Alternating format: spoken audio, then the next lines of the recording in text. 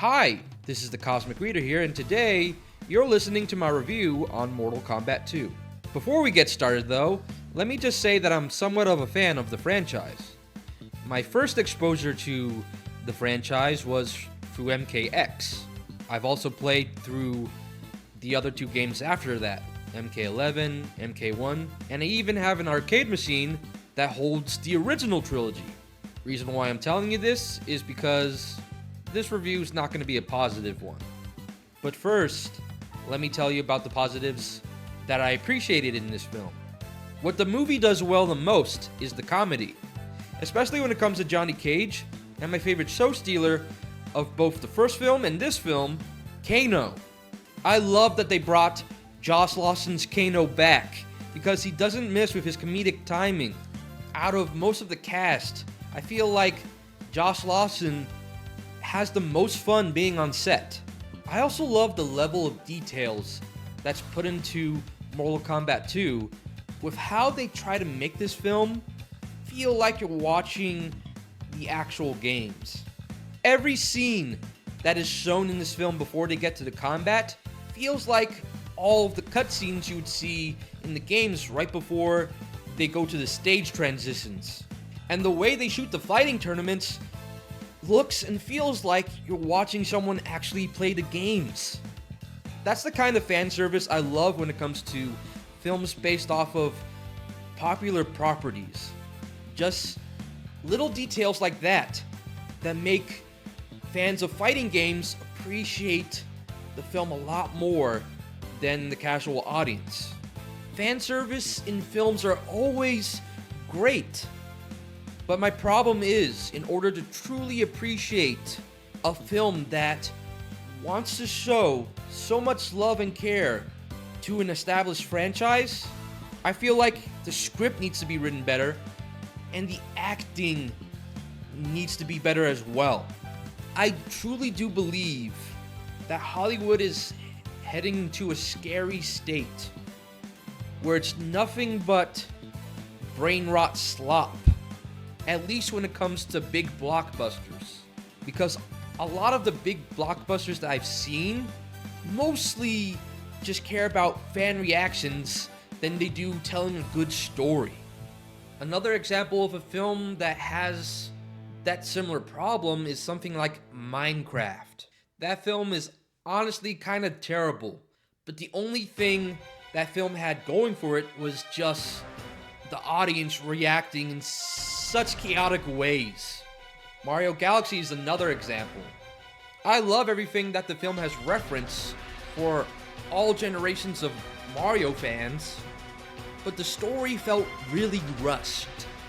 Maybe it's about time that Hollywood should go back to quality first before fan service, which means above all else, make a well-written script. Hire actors that feel like they want to be there on set, which is the biggest problem I have with Mortal Kombat 2. There's really only 4 people in the cast that I felt like actually cared about being there. One of them is Carl Urban playing Johnny Cage. He does surprisingly portray Johnny Cage so well, being a washed-up actor trying to prove himself. Having said that though, I did notice some issues with his American accent. There are some moments in his dialogue where I notice cracks of his Australian accent. Maybe it's not his problem, maybe it's just me reminding myself that The Boys season finale is also appearing at the same time at the moment of this recording. But I swear to you, I thought I even heard him say "oi" at one point. It's like he couldn't even get Butcher out of his head. It's strange though, because there have been other films where he does a great American accent. For example, his role on the Star Trek films directed by J.J. Abrams.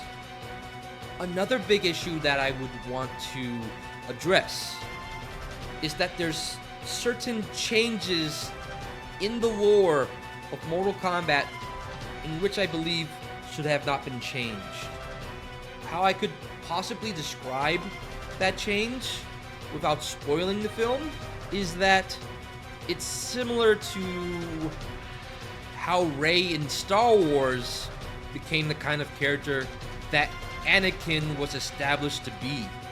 The only difference is, at the very least, most of the Mortal Kombat characters, despite my problems with the script, are still better written than most of the characters in the sequel trilogy.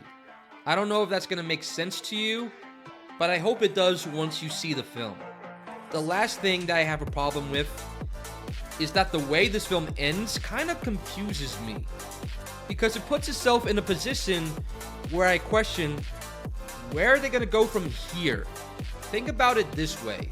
Imagine the MCU, right? We all know that the MCU started with Iron Man 1, but imagine the next film being Avengers Endgame.